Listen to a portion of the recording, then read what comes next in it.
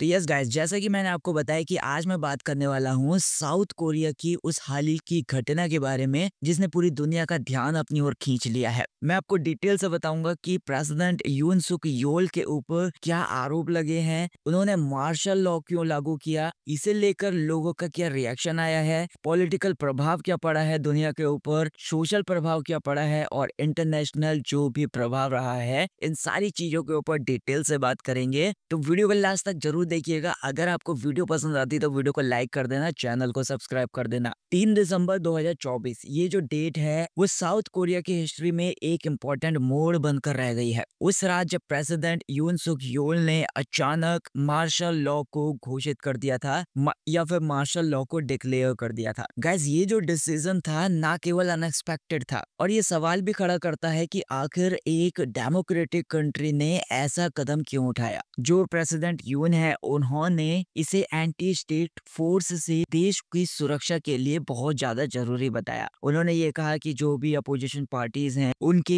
Administration को कमजोर करने के लिए या फिर उनके प्रशासन को कमजोर करने के लिए षड्यंत्र रच रहे हैं। अब ये सवाल उठता है कि क्या ये बस एक पॉलिटिकल इशू था या फिर ये एक राजनीतिक बहाना था, क्योंकि हिस्ट्री में हमने देखा है कि कैसे सत्ता में बने रहने के लिए कई नेता ऐसे कदम उठा लेते हैं। तो मैं आपको बताता हूँ कि मार्शल लॉ के अंडर क्या हुआ। जैसे ही मार्शल लॉ लागू हुआ, कैपिटल सियोल की जो भी सड़कें थी उसके ऊपर मिलिट्री डिप्लॉय हो गई या फिर जो भी सेना थी वो तैनात हो गई। जो भी पार्लियामेंट था उसको सील कर दिया गया। सैनिकों ने संसद के अंदर जो भी मौजूद मेंबर्स थे यानी कि जो भी सांसद थे उनको बाहर निकालने नहीं दिया। टीवी के ऊपर और जो रेडियो स्टेशंस थे उनके ऊपर आर्मी का कंट्रोल हो गया, यानी कि आर्मी ने इन सारी चीजों के ऊपर कंट्रोल कर लिया। यहाँ पर प्रेसिडेंट यून का ये कहना था कि ये जो कदम था ये बहुत ज्यादा जरूरी था या फिर ये जो कदम था वो उत्तर कोरिया की ओर से बढ़ते हुए खतरों के चलते उठाया गया था। गाइस, क्या आप जानते हैं कि उत्तर कोरिया और दक्षिण कोरिया के बीच में हमेशा से ही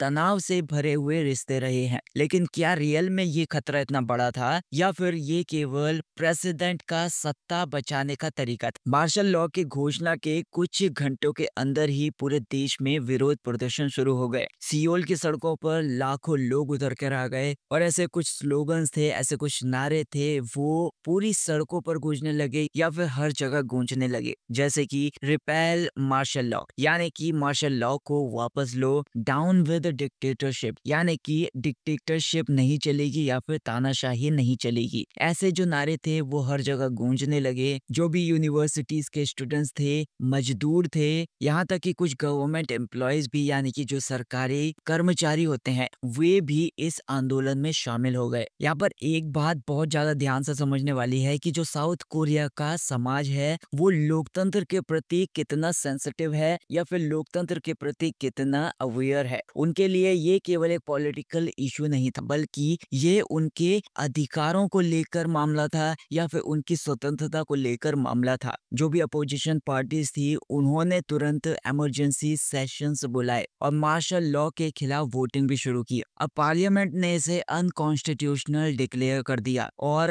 प्रेसिडेंट से इसे वापस लेने की मांग भी की। और इंटरनेशनली अगर इसके ऊपर बात करें तो अंतरराष्ट्रीय लेवल पर भी साउथ कोरिया को बहुत ज्यादा क्रिटिसाइज किया जाने लगा। अमेरिका और जो यूरोपियन कंट्रीज हैं उन्होंने इस कदम को डेमोक्रेसी के लिए खतरा बताया, यानी कि जो भी लोकतंत्र है उसके लिए खतरा बताया या फिर उसके खिलाफ बताया। गाइस, क्या आप सोच सकते हैं कि इतने बड़े बदलाव के बाद भी प्रेसिडेंट यून ने इतनी देर तक फैसला क्यों नहीं बदला? इसके पीछे का कारण ये है कि देश की सुरक्षा सबसे ज्यादा इम्पोर्टेंट है। अब बात कर लेते हैं इम्पीचमेंट एंड अरेस्ट के बारे में। जैसे जैसे ये जो प्रोटेस्ट चल रहा था, ये जो विरोध चल रहा था वो बढ़ता चला गया, वैसे वैसे प्रेसिडेंट के ऊपर इस्तीफे का दबाव भी बढ़ता गया और आखिरकार पार्लियामेंट ने उसके खिलाफ इम्पीचमेंट पारित कर दिया, यानी कि महाभियोग प्रस्ताव को पारित कर दिया। 15 जनवरी 2025 को साउथ कोरिया की एंटी करप्शन एजेंसी ने प्रेसिडेंट यून को उनके जो भी रेसिडेंट था सियोल के अंदर वहां से उनको अरेस्ट कर लिया। उनके ऊपर आरोप ये लगाया गया था कि उन्होंने मार्शल लॉ को लागू करके लोकतंत्र को कमजोर करने की कोशिश की थी। यहाँ पर इम्पोर्टेंट बात यह है कि ये गिरफ्तारी इतनी आसान नहीं थी। प्रेसिडेंट के जो भी वकील थे उन्होंने इसे रोकने की कोशिश की लेकिन लास्ट में कानून की जीत हुई। तो अब बात कर लेते हैं कुछ ऐसे एस्पेक्ट्स के बारे में, कुछ ऐसे फैक्ट्स के बारे में जो शायद ही आप जानते होंगे। प्रेसिडेंट यून का जो भी बैकग्राउंड है वो साउथ कोरिया की मिलिट्री से जुड़ा हुआ है। उनके क्लोज एसोसिएट्स यानी कि जो भी करीबी सैन्य अधिकारी हैं आज भी की पोजीशंस पर हैं और ये माना जाता है कि उन्होंने मिलिट्री को